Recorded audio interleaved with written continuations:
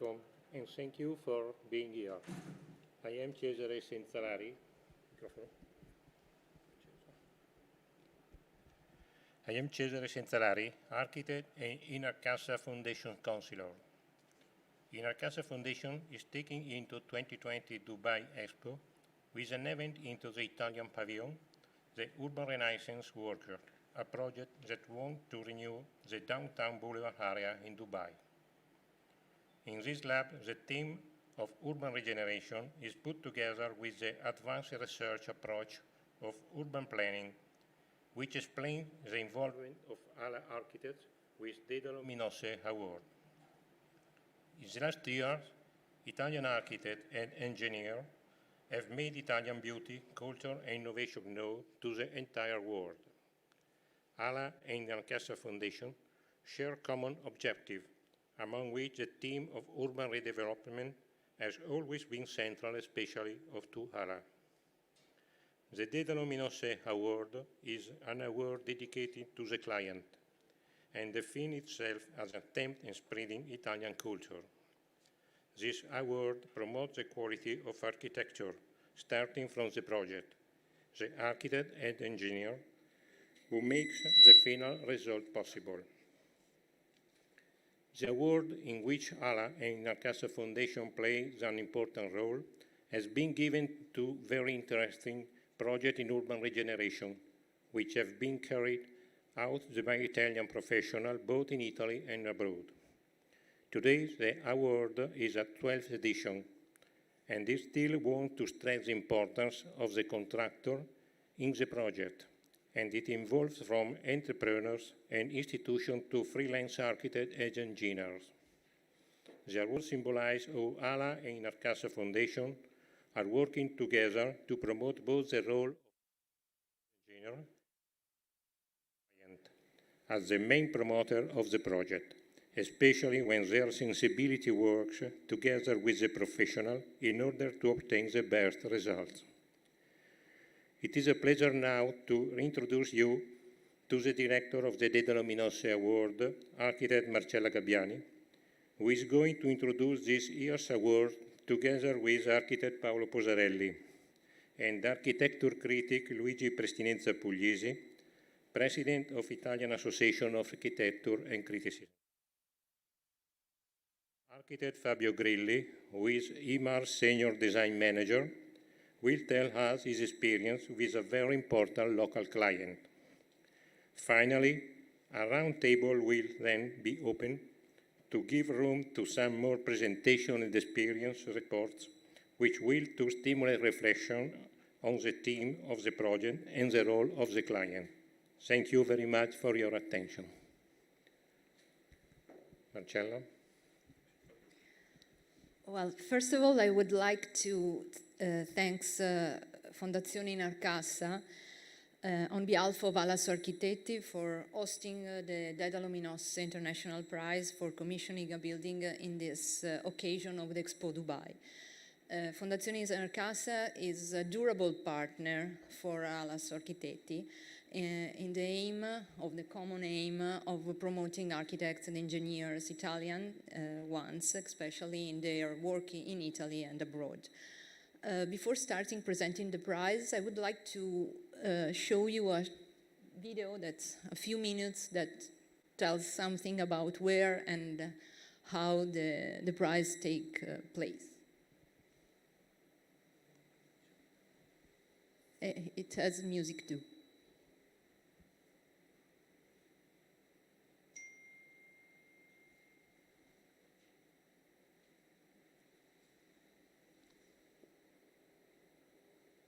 Well, it should have sounds. Anyway, this is the city of Vicenza where the prize takes place. Vicenza is the city of Andrea Palladio, that in the community of architects is a very well-known architect. And the city has itself an important role in how it made Palladio an architect he was. His client was Gian Giorgio Trissino, who sent him to Rome to study, who invest in him and in his talent. So this prize that is international is held in a little city next to Venice, and is a city that has a great, how can I say, a great relationship between culture and entrepreneurs. In fact, it's the second city for exportation, manufacturer exportation in Italy. And this comes from the 16th century and remain a distinctive quality of the town. So the reason why this prize takes place there is this one especially. And so these were the places where the prize held, and are all the buildings of Andrea Palladio. But I will show you something with my slides, so I will go further and deeper in explanation of the prize. I think that today we are in this ambience of the workshop that is Rinascimento Urbano, and what we will show you and we will talk about is strictly connected to what is happening here, because we will pass, I will do it, but Paolo too, some projects and some experiences of clients that invested a lot, not only in buildings, but in the city and in what a building means to the environment around it. So I will show you something about what we do. The prize, born in 1997, now it's reaching the 12th edition, and is a biennial prize. And the mission is to put the attention on the client that in Italian is committente. We believe that for reaching quality in architecture is not sufficient to have a good architect, but the role of the client is fundamental in giving the input, in investing in quality architecture, and in leaving a role that is very, very important. When we go out of Europe, what we like to tell is the story of the name of our prize. In the Greek myth, Daedalo and Minos are two figures that represent somehow the first architect and the first client. And Minos commissioned to Daedalus the labyrinth that is somehow individuated as his palace. And Daedalus was very, very clever, and Minos, in one of the myths, there are a lot of stories that runs around the main myth. Minos tried to kill Daedalus after he finished the work. So this is a joke that we thought about when we found the name, also about that this relationship is not so easy, and that every building is the result also of a conflict and not only of a synthesis of the two figures. And then the second part is explaining why we have a so long name in English, because it's Daedalo Minos International Prize for Commissioning a Building. The reason why is that the prize, when born, it was an Italian prize for the first edition. And it was given to the committente.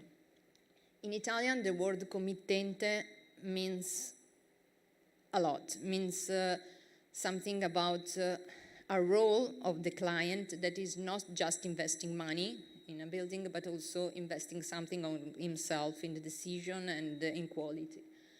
So we started translating the name of the prize with a British historian, architecture historian, who is Richard Haslam, who is one of the friends who helped us to found the prize. And he took almost a year to find the right name, because for him the simple word client wasn't enough reach to explain what it means to commit an architectural work.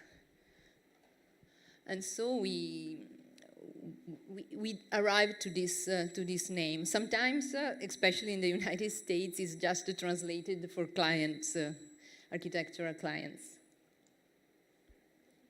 One second. Okay. No. Doesn't. Okay. So the other thing that we want to spread around is the message that everyone could be in his life a client, also once in his life for his house. But some clients are clients that are very professional. But the idea is to spread the concept of new architecture, of contemporary architecture, and to show that the building that we see is not just the result of the architect's thinking, but is the result of some decisions that come and take us many years before, sometimes, than the inauguration or the opening of a building. And so we tell stories, and the catalog that we publish every 3 years when the prize is given is telling these stories and focusing on why a building has that shape, has that dimension, is in that place, and how it came out from the relationship between the architect and the client. Then, in the years, we involved other figures that are also the constructors, the decision makers, the stakeholders, that are very important. I'm not going on. So, the prize has 5 phases. The first one is the contest. The contest is free. There's no paying to submit a project. The submission usually comes from the architect, and it's about showing the quality of the object, about telling why that client is has to be awarded, and to show and to tell the relation and how is the process that make the building built. The second thing is that the build has to be finished in the last 5 years, because we tell stories, so we want to tell the story from the end to the beginning and then coming back. And the prize has a scientific committee. This is the one of the last years that tells what are the criteria.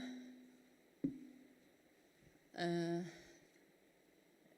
think we have a little problem in the slides. Anyway, it tells the criteria of the jury. So these are the criteria that have been written in 1999 from the second edition. Somehow they changed it. Now they are very popular. It's about social sustainability, economic sustainability, because that's very important. We had also some reviews director in our jury, especially to look at these economical aspects and social aspects. The jury is international, and it's not made only by architects, but of different figures that we will see. And then there is an important point about the enhancement and conservation of the environment and the landscape and the architectural heritage. Obviously, this for Europe, and not only Europe, is very, very important. And this can be added to another criteria that is very important about the innovation, the new energies, and also the promotion of local languages. This comes from the first jury president, that was Stanislao Nievo. Stanislao Nievo is an important Italian writer that was one of the founders of the WWF Italy and of many, many other events about landscape and cultural and local cultures. So he inspired us this important relation between global and local, especially in the vision of trying to involve the vast number of states possible to submit to the prize. These are the 4 prizes that are given. As you see, there are some prizes that are given to under 40 architects, one an international one and one is an Italian one.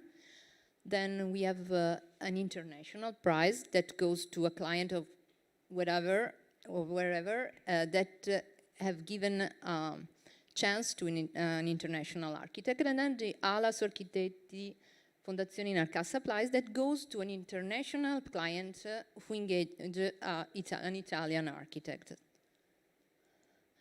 Then there are special prizes that are given, not always, but to some clients who reached some of the aims that are in the criteria of the jury. And this is the last jury where we had different personalities of architecture, arts, clients, and historians. And okay. And these are the works of the jury, and Luigi Prestinenzia Puglisi is a former jury of the prize. I think some editions ago he participated to this crazy day where there are I hope he will tell something about those days. I have fun when the jury comes because there are visions very, very different. And these are some numbers of the prize of these last 20 years, and about the countries that there are some countries that follow us a lot, like Japan, India, and where we have a lot of followers. And these are some of the numbers of the kind of clients that submit.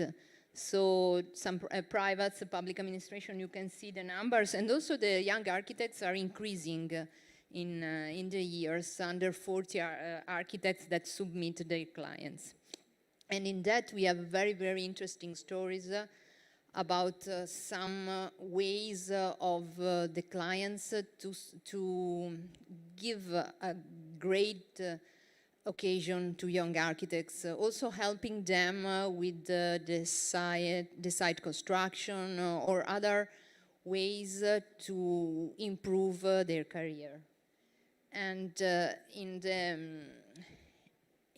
the years that we have a lot of different categories of work. We have big projects. We had the Kuala Lumpur airport by Kisho Kurokawa some years ago, or the renovation of Culver City in Los Angeles by the Summit Constructions. They were huge projects. But also we have little clients that commissioned little projects where quality was very high, where the idea was very clever, or where they involved people or the society, knowing that whatever they do, it doesn't go exclusively to the one who the project is think for, but also to the community. And the project of Paolo Posarelli that won some year ago, that his client was that kind of client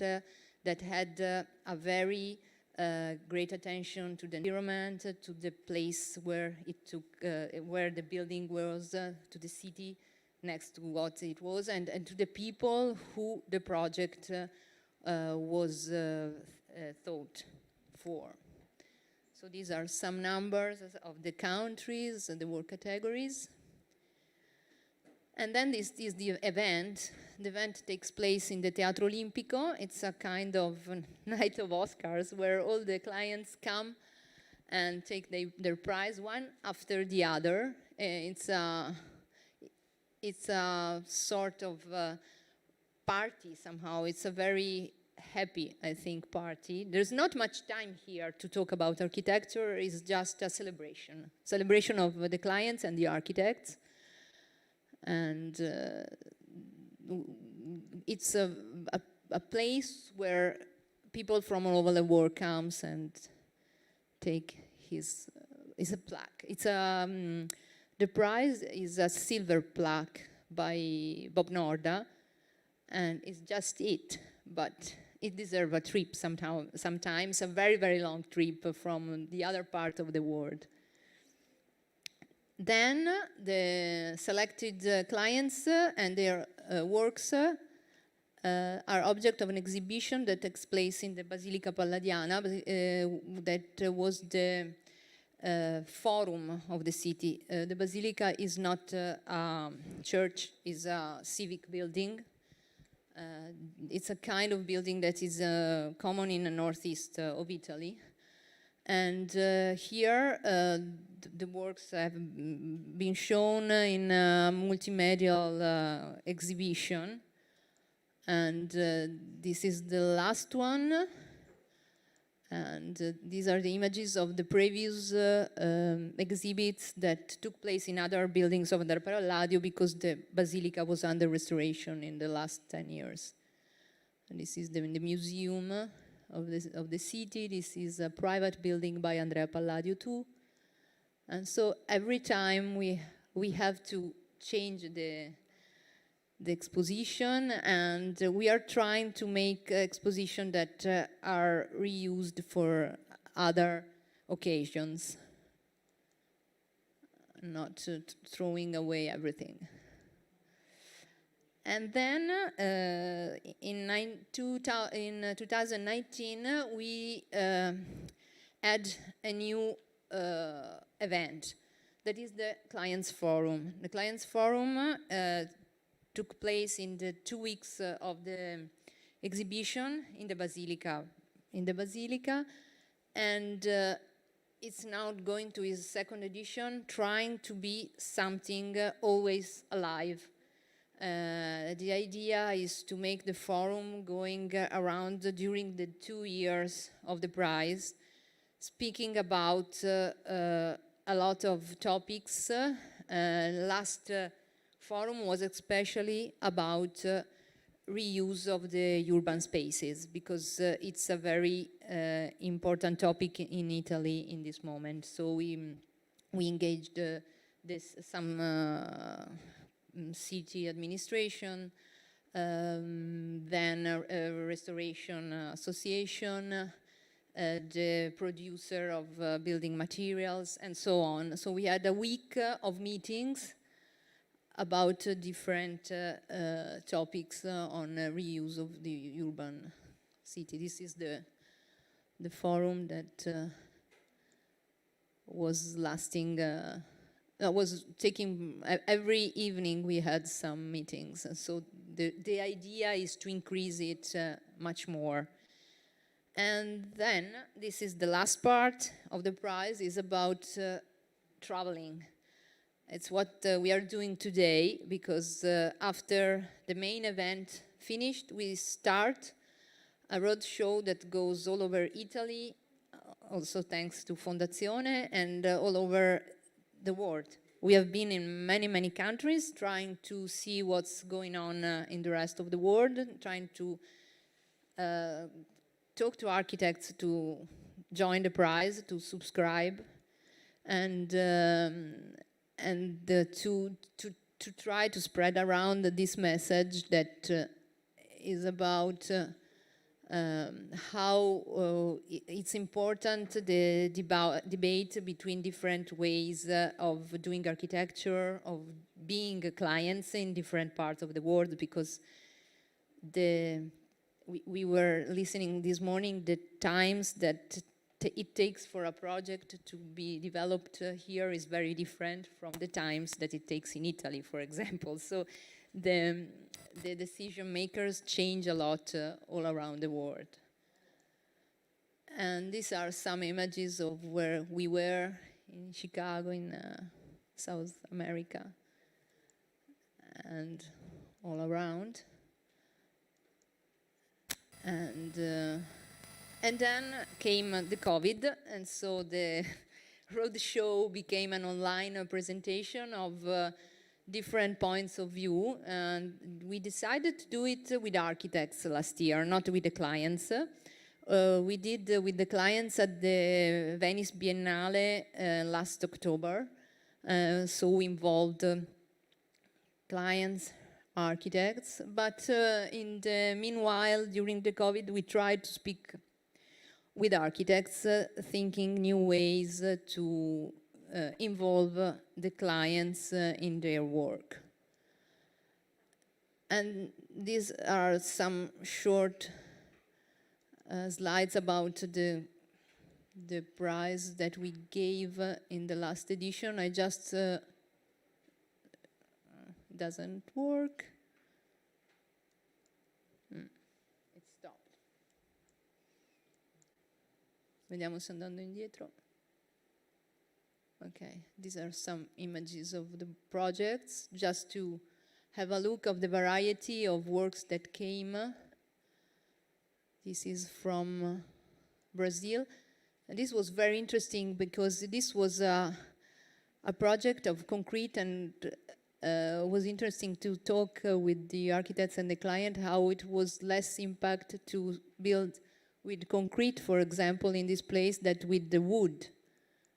Or this is the prize that Italy Architetti and Fondazione Inarcassa gave to a project in Italy that was after the earthquake, and so how quality can follow an emergency too. And this is, maybe Paolo will show this project in Sicily. And so I go very fast on this. And this is in Peru, and is a project that has been, in which it has been involved the community, and it's space for kids and families in a very poor part of the country. And this is Paolo will show again. And so on. Here we are in Belgium, and these are places that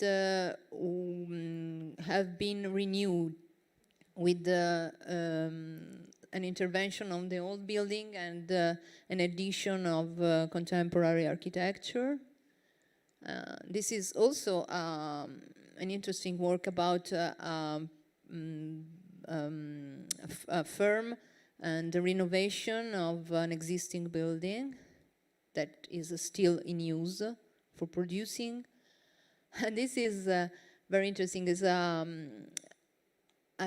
camping, 5 stars in Venice. It hosts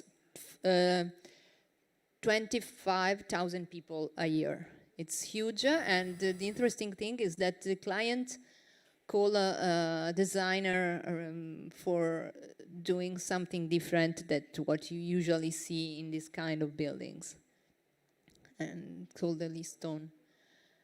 And here are some other projects in the Alps that are also here, something new added to something that was there. And this is in India, in Anagram Architects. Also, this one is a very interesting project. We had a talk with the architects about how much this building is connected to the local community. and it's a part of the country that had many problems with floods in these last years, so they need new spaces. And then we have some Japanese projects that go from productive buildings, a new concept of working that is also a very, very present topic after these 2 years where the kind of space you work in is becoming very important. And this is a renewal, again, of a place where they repair cars that became a school for children in the center of Milan.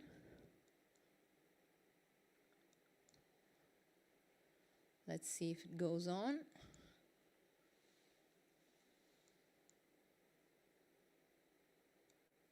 Stop. Okay, he started going. And so they design all the furniture too. And then this is a very interesting agriculture place. This is in our town, out of our town in Vicenza.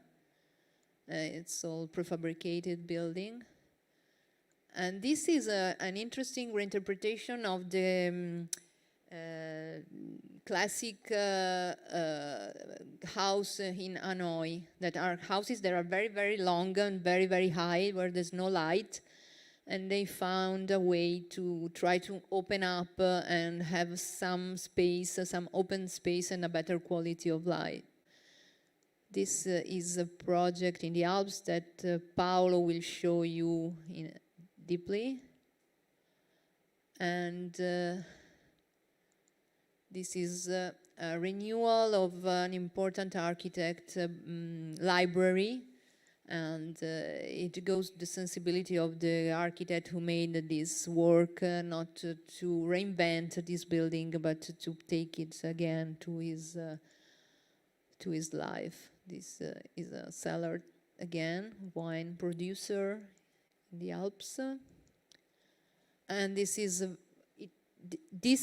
a very, very interesting project, but I invite you to follow it or the catalog on the side, because it's a very, very long story about this. But very interesting stories. A restoration of Christopher Wren building in London. And then again, the Alps. They submit a lot of good projects there.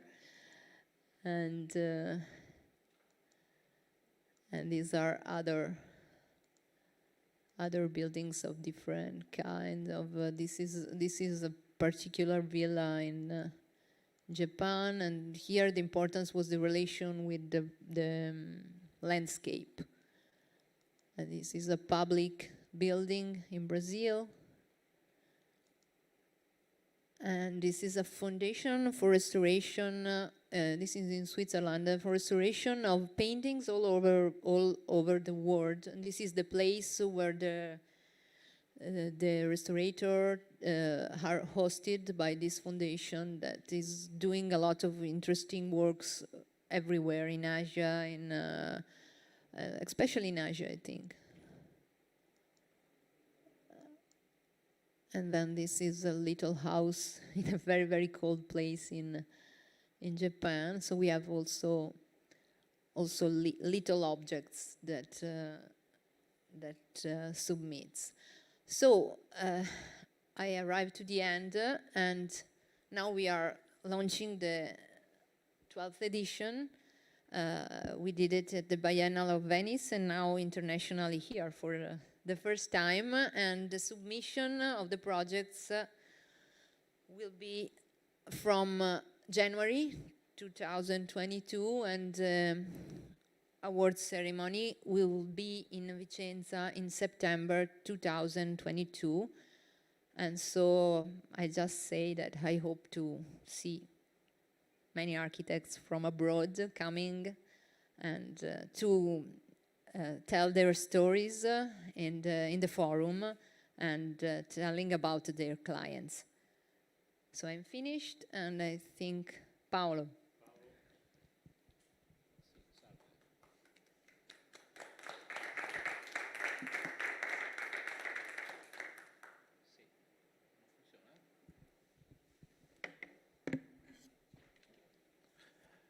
Hi. Thanks for the invitation. I'm sorry I can't speak in English, but I prefer to speak in Italian. The title of my speech is il riconoscimento dovuto all'architettura di qualità. Okay. Prima di lanciare un video, non so se... Ok, inizio. Avevamo preparato un video con una serie di commenti di vari premi nei vari anni. Mi interessava parlare della capacità che un premio ha di divulgare il valore dell'architettura. Per iniziare questa riflessione vorrei partire dalla nostra storia, dal filarete. Il filarete, come tutti noi sappiamo, è vissuto dal 1400 al 1480 e ha scritto un trattato, e parlando di architettura, con Francesco Sforza, il Gran Duca di Milano, gli racconta l'architettura in volgare, cioè cerca di portare l'architettura al di fuori dei recinti disciplinari, no? Perché è un po' questo lo spirito che il Dedalo Minosse ha, cioè quello di andare oltre i recinti disciplinari degli architetti e dell'architettura, premiando appunto i clienti. Parlando in volgare, ma è un particolare che insomma, volevo appunto sottolineare, insomma, lui dice, ve lo leggo testualmente, l'architettura come proporzione e qualità, l'architettura intesa come edifici e a forma d'uomo, l'etica dell'architetto intesa come architetto madre, in rapporto al committente definito padre. Cioè Filarete dà un padre e una madre all'architettura, e credo che veramente il Dedalo Minosse colga assolutamente in pieno questa filosofia, che sì, mi sono trovato a condividere, come Marcella citava, durante un'edizione che ha avuto la premiazione. Ma quali sono altri aspetti di un nostro progetto? Ma quali sono gli altri aspetti che volevo sottolineare? Il video che spero vi faremo vedere era stato montato sovrapponendo due aspetti essenziali dell'architettura. Quali sono i due aspetti essenziali dell'architettura? Con le immagini volevamo sottolineare l'aspetto figurativo, no? Cioè l'architettura ha un aspetto figurativo, cioè la percezione degli spazi, dei colori, dei materiali, racchiusi nella poesia della sintesi, cioè la forma che alla fine noi percepiamo che poi architettura è una sintesi, e quello è un po' l'aspetto che definirei figurativo. E con la voce narrante avevamo estrapolato dei pezzi, proprio delle relazioni di progetto dei vari candidati, tra cui c'era Zaid, Peter Eisman ed altri importanti architetti, anche internazionali, su siti, avevamo selezionato dei siti principalmente italiani, quindi anche se erano architetti, diciamo, internazionali, ma così la nostra idea era quella di divulgare, siamo al Padiglione Italia, un po' l'idea che in Italia, insomma, di architettura si ha a che fare da un po' di tempo, ecco perché sono partito dal filarete. E con la voce narrante, quello che è l'aspetto narrativo, cioè il racconto, no? Cioè l'architettura è anche un racconto, cioè è, come dire, la profondità della funzione a cui la sintesi della forma percepita vuole andare incontro, superando il semplice rapporto di causa-effetto, cioè siamo qualcosa di più che a semplici artigiani. E con questo vogliamo anche, come dire, indagare qui. Mi piacerebbe, come dire, affrontare l'altro aspetto su cui c'è il video. Ok, se c'è la voce. Ok, allora, vabbè, il video andrà sotto, vedete dei testi che passeranno sotto, diciamo, sotto le varie immagini. Qui c'è un'elencazione dei progetti che sono stati premiati, e contemporaneamente ci sono dei testi che secondo noi erano rappresentativi dell'aspetto narrante, e quindi un po' quello che è l'aspetto, diciamo, della narrazione dell'architettura. Ecco, mentre vanno avanti le immagini, io, visto che non c'è la voce, provo a andare avanti con la mia riflessione. Continuo con le parole interessanti del filarete. Il filarete, in una seconda fase, scrive: e in ragione di questa scienza e arte e di questo rapporto, l'architetto deve essere onorato e premiato di degno salario conveniente di tale scienza. E questa è attualissima, siamo nel 1450 e Filarete come dire, ci racconta di come la nostra opera d'architettura in qualche modo deve essere premiata con salario e onorata. Badate che non c'è solo un aspetto della pecunia, ma c'è un aspetto di portare, diciamo, sollevare, diciamo, l'opera dell'architetto con il premio, perché di fatto il premio è, perlomeno è inteso così nel Dedalo Minosse, è inteso anche come divulgazione, cioè chi viene premiato, come dire, una società decide di premiare, badate bene, non è un concorso in cui in un concorso si premia un progetto, proyecto significa appunto guardare, come dire, guardare in avanti, quindi prevedere. Qui si premia delle opere fatte, cioè qui si premia il committente che ha commissionato un progetto che poi evidentemente ha avuto una gestazione e che ha avuto la sintesi finale della costruzione. Ecco, onorare significa divulgare. Ecco, questo altro punto, poi magari con Luigi e con gli altri amici ne possiamo parlare di questa cosa. Divulgare, secondo noi, è un aspetto fondamentale di far crescere la cultura architettonica, perché forse quello in generale che manca, forse in Italia, non so, ma un po' da tutte le parti è una condivisione, se non in alcuni paesi, forse del nord Europa, dove c'è un giusto riconoscimento al valore dell'architettura. Ecco, per noi l'importanza è la pubblicizzazione. L'altro punto che vorrei mettere come elemento di riflessione è quanto la divulgazione dell'architettura possa, non è un sillogismo ma veramente una riflessione che metto così un po' sul tavolo, possa provocare progresso. Badate, parlo di progresso e non parlo di sviluppo, cioè a differenza dello sviluppo il progresso coinvolge la crescita di una società, no? Pasolini diceva questo, perlomeno.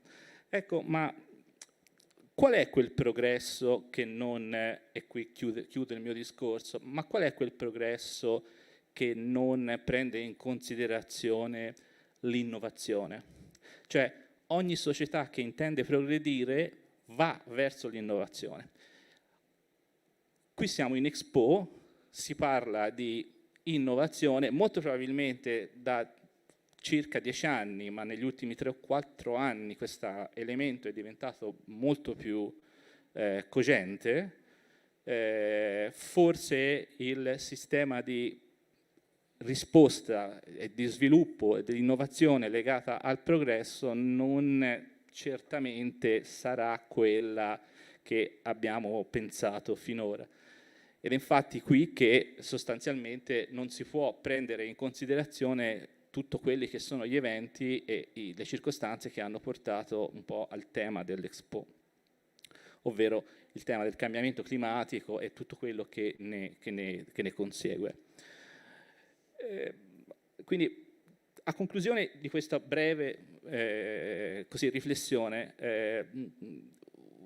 voglio però sottolineare questo, no? C'è un grosso misunderstand, ovvero una grossa incomprensione a livello anche di cultura, ovvero chi pensa che l'architettura debba andare incontro a determinate macro temi quali possono essere il cambiamento climatico, per esempio, non necessariamente crede che tutto il resto dell'architettura si debba cancellare, no? Cioè l'architettura fondamentalmente ha ancora, perlomeno io credo in questo, quello che diceva un po', insomma, negli anni dell'immediato dopoguerra al Valarto, no? Ve lo leggo perché mi pare, diciamo, abbastanza interessante. Nessuno può togliere, Alvaratto scriveva, nessuno può togliere all'architettura la dimensione dell'intuizione e l'arte. Ecco, su questa frase vorrei poi passare la parola a Luigi, augurando buon rinascimento urbano a tutti. Grazie. Thank you. I have to start with a disclaimer. My English is so bad that only Italians understand me. So I will speak short, hoping that I can make me understood and you understand.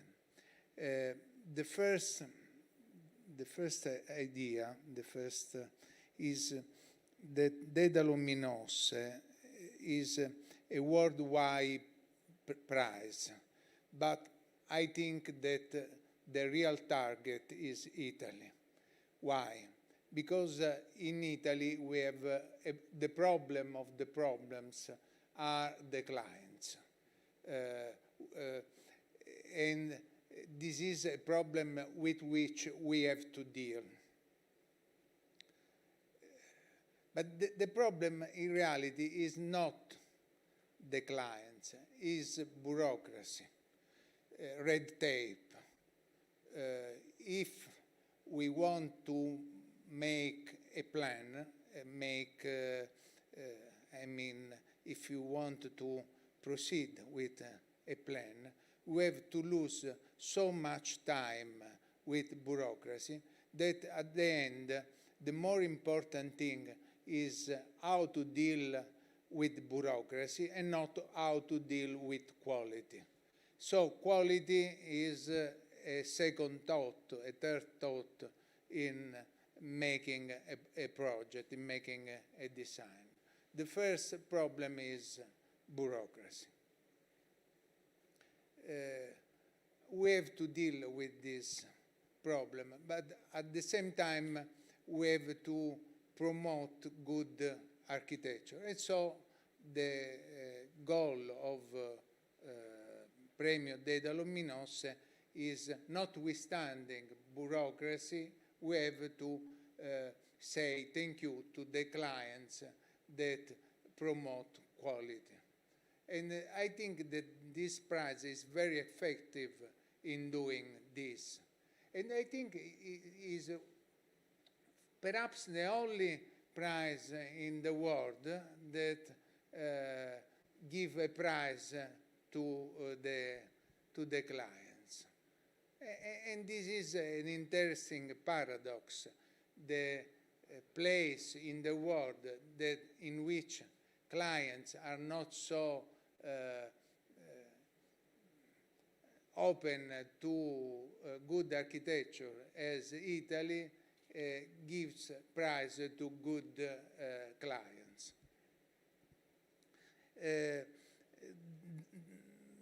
The second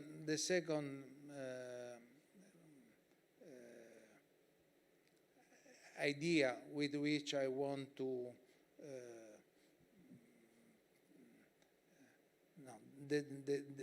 my second point is this, that in Italy quality is good. I mean, we have so many good architects that can make good quality, good architecture. And the problem is that they realize 1, 2, 3 buildings in 5, in 10 years. If they have to deal with the public sector, we have the rule of 15. That means that you need at least 15 years to make a build completed. If they deal with private, as I said, is difficult, but there are some encouraging signs. One is that now private clients use competition, private competition. They are not so many, but there is a new starting trend that make quality not the last thing in architecture. So good architecture is a problem. It's a problem in Italy, but the way to overcome this gap, this problem is to have good clients, and organizing a prize that encourage clients to be good clients, I think is a wonderful thing. That's it. Thank you. By the way, your English is not too bad, huh? I have to say. So I'm quite surprised, and thanks again for calling me. I'm quite surprised to see what's the actual entity of this prize. I must say that I didn't know too much about it. I've got to learn more during the past days, and I've seen beautiful presentation and beautiful architecture and events coming together, and this is to say my sincere compliments to what you're doing. It may be seen as a way to get closer to clients and get some commissions. But the way I see here, the way I see you guys are doing, the great thing that I see that you guys are doing is putting a work frame to the client. So I love the part where you showed the criteria to judge a good client. So all those points are a kind of manifesto. It's a kind of statement. And I believe that the ultimate outcome of following those points is not just being a good client, but just doing a good service to the world. Because ultimately, a good architecture has to respond to those criteria. So I seriously think that what you're doing is very valuable. I didn't have a clear idea, as I said, of what is it about, but I know I understand much more clearly that your point is somehow to educate the client. It's to tell the client how it should be. Now, maybe it's not like directly like this, but after putting in place all these prizes, awards, showing all over the world what good architecture is, I think it's going to give a good outcome for the clients to try to work within this nice work frame and these criteria, which are more principles for good architecture. So I believe, like you, I believe that a good relation, but a good understanding between consultant, which is an architect sometimes, is an engineer, but a good understanding between consultant and client is the main topic on a project. Here we have more stakeholders. We have architect, we have consultant, we have the end users, not here, but in general. It's not just between architect and consultant and client. Of course, it's between many more actors. But I believe that the understanding of the client, knowing the client, how the client works, what are the client's instances, understanding the word of the client and the way that you're doing, it makes also a good architect, not just a good architecture. So the good architect from my point of view, and I'd say from a client point of view, because I'm here and I also I'm a client representative on a day-to-day job, is to definitely work together. It's to be very transparent and honest and put on the table what are the real issues of a good architecture of a project. So the client wants to make money, yes. We want to make the building profitable, yes. But we also want to be proud of what we're doing, and especially here in Dubai, you will see a lot of buildings. Most of the buildings has the signature, not of the architect, but the signature of the client on the top of the building. So you see a lot of Imar buildings, Damak, Omniat. The buildings are called by the name of the client. That doesn't happen in Europe, I guess. I mean, sometimes, yeah, of course, if for example, there's a headquarter of a special company, yes, you will see the name of the company.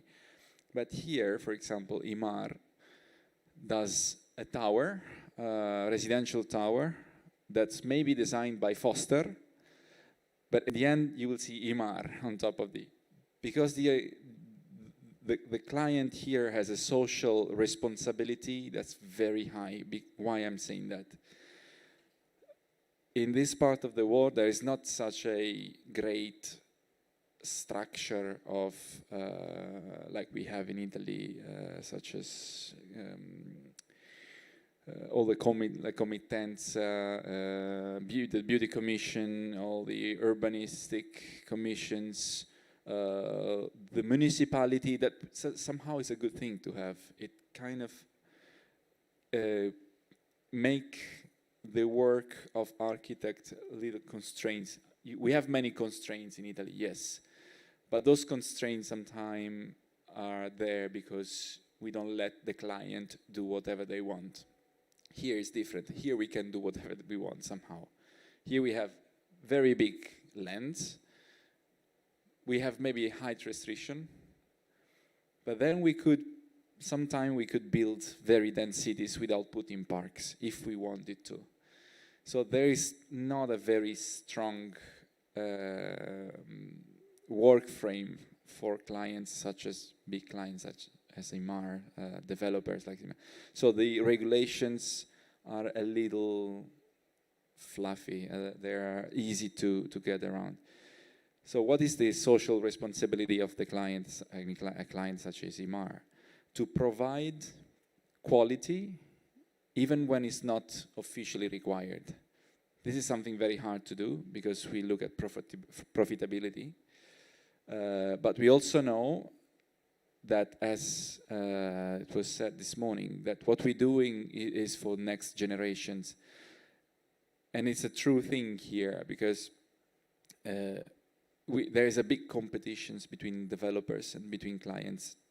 If we do something wrong, if we do something that is not as per standard, we will lose customers, we lose an opportunity to make Dubai a better place.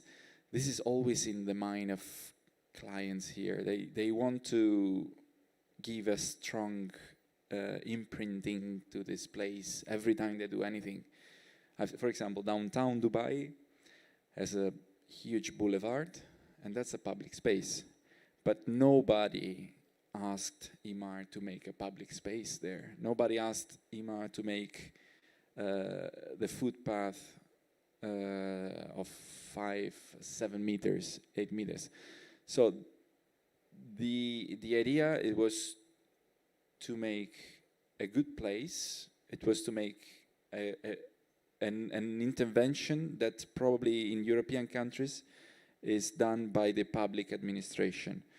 So what I'm saying here is that the private clients are doing the type of projects that, I'm saying Imar, is doing the type of projects that maybe in Europe is done by the public administration. It's a very, we need to be very sensible as client to make good things for the people.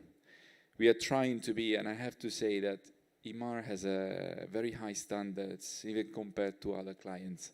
We made our own guidelines, we made our own standards, minimum living standards, we made our own minimum sustainability criteria. Even if there is not there is not an authority that imposes you to do that. Yeah, there are certain guidelines, but we are, for example, I'll tell you this small thing, because I fight with parking every day. Parking, it's not easy to find too many parkings in downtown. DM, Dubai Municipality, which is the comune, has a certain standards of parking. IMAR is superseding this type of standard. Why? Because we believe that if we make even better than the normal standard guidelines, we will do something good, and the customers will like it, will buy it, and will make something good for the future. So parking is a technical thing, but it could be the specification of a window. How sustainable is a building? In Dubai, there is not such a regulation that makes you makes criteria for private buildings. In Abu Dhabi, there is a system it's called the Pearls, and if you do nice, sustainable buildings from an energetic point of view, you get pearls. It's like awards. You have, okay, this is a 3-pearl building, this is a 4-pearl. In Dubai, this is not very developed yet, but we as client, we try to overcome this gap. We try to give an answer to this lack in the regulation. So what can I say? I don't want to say just only good things about IMAR because I work for it, but I have to say that it's not IMAR trying to it's not IMAR and other big developers trying to fight authorities and regulations. No, it's here the big clients are trying to set the standard high so that whoever comes after will have to beat the kind of benchmark. So I believe that what I've seen and what you're doing will even inform better on the job that a customer, like a client like IMAR is doing. Will inform more what should be the criteria to follow to be a good client. But also, my last recommendation, which is, I don't know if you need a recommendation, it seems to you're quite knowledgeable about the dynamic of architecture, but my recommendation is to hear, especially to know very well what the clients are working for, and most of the time is working for a vision which is higher than the single project. Here, those countries are used to follow bigger visions, which are like Dubai has a 2030 vision, Saudi Arabia has a 2030, Dubai has a 2040 vision. This is giving the main guideline, this is giving principles when we do real estate. Those type of things, I think it's good also for Dedalo Minosse, it's good for the award itself, to establish a kind of dialogue between the people who are putting this vision up and such an institution that actually is giving a direction to certain architecture. So I think that there will be many interesting occasions to discuss about this. It could be here, it could be in Italy, it could be anywhere. But I just I feel to thank you for what you're doing, because it's great for everyone, not just for clients. It's great for architects and for every one of us. Thank you again.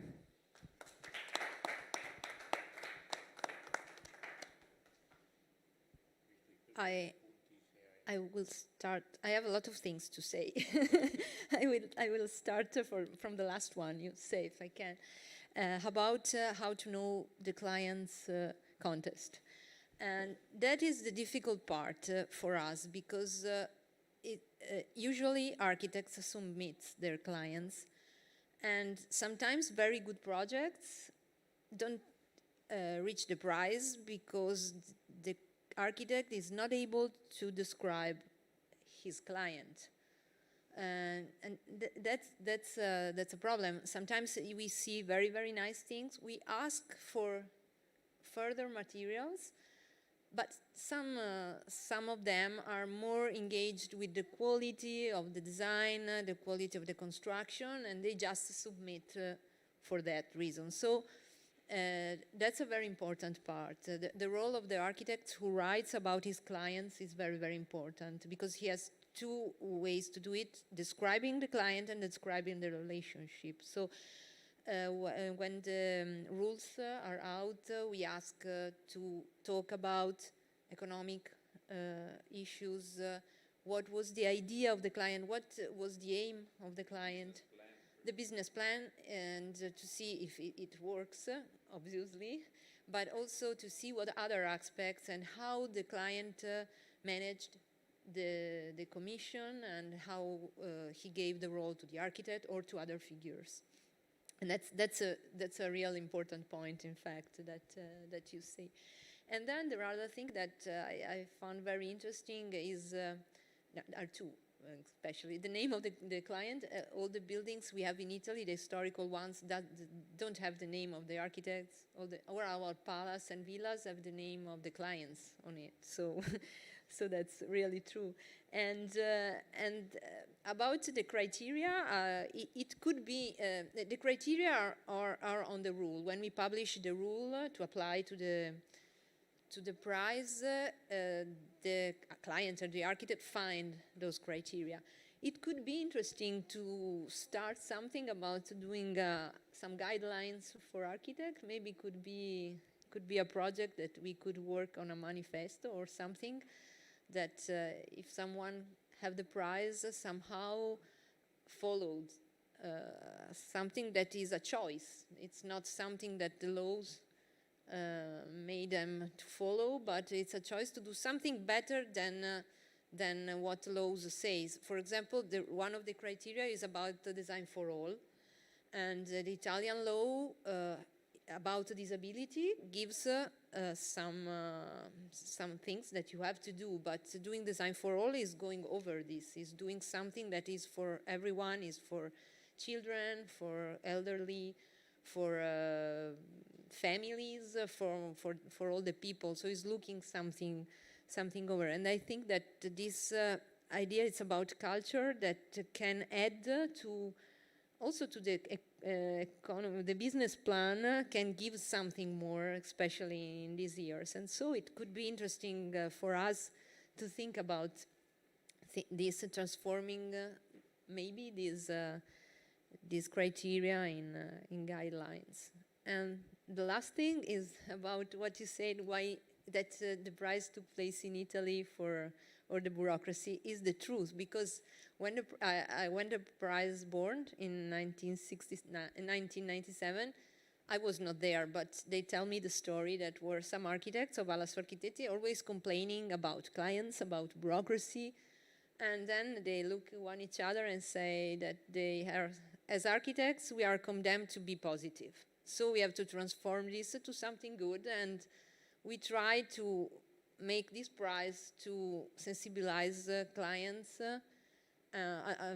telling and presenting best practices and way to be good clients, and try to transform this in something good and to say, okay, Italy, we are in a very difficult way of working about architecture for all the problems you said, but maybe we can try to see what happens somewhere else and what happened also in Italy in some good situation to spread around maybe some ideas that can help to a project to go to his mission and not only to the natural end of a marathon that makes the architect arriving and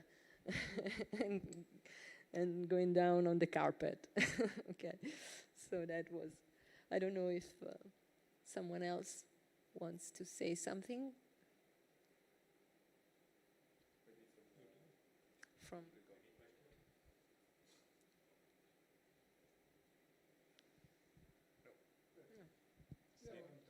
Okay.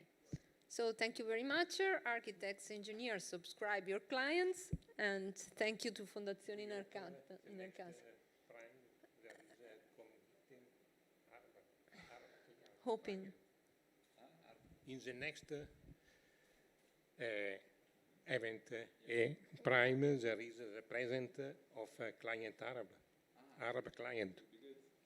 Is the scope of this participation of Daedalo Minosse. And today you know the Prime, quindi, the prize, quindi. That's good, yeah. I think another criteria you should put to be a good client is to pay on time. That's something that all the architects care about, right? Pay on time and you're a good client. No, but it's definitely good to. Sorry. Yeah. No, I was saying that, yeah, being a good client is also about financial constraints, and then also I wanted to say that I believe that it would be very interesting for the architects that are working with us, and there are many, to see what you guys are doing. It's good for us to see that there is such a thing. But I will definitely promote this, or at least talk about what you're doing to our consultants, because it's in any case, even if we will not be there as a short list or whatever, it's really a curious and a very interesting and innovative way of giving awards. As you said, there is not too many prizes for clients, and now to be also very, very honest, I thought in the beginning, yeah, fine, you give a prize to the client, he gives you a job. This is much more. That's what I understood today. It's much more than getting some commissions. It's more about setting quality and reaching the high standards, which is good.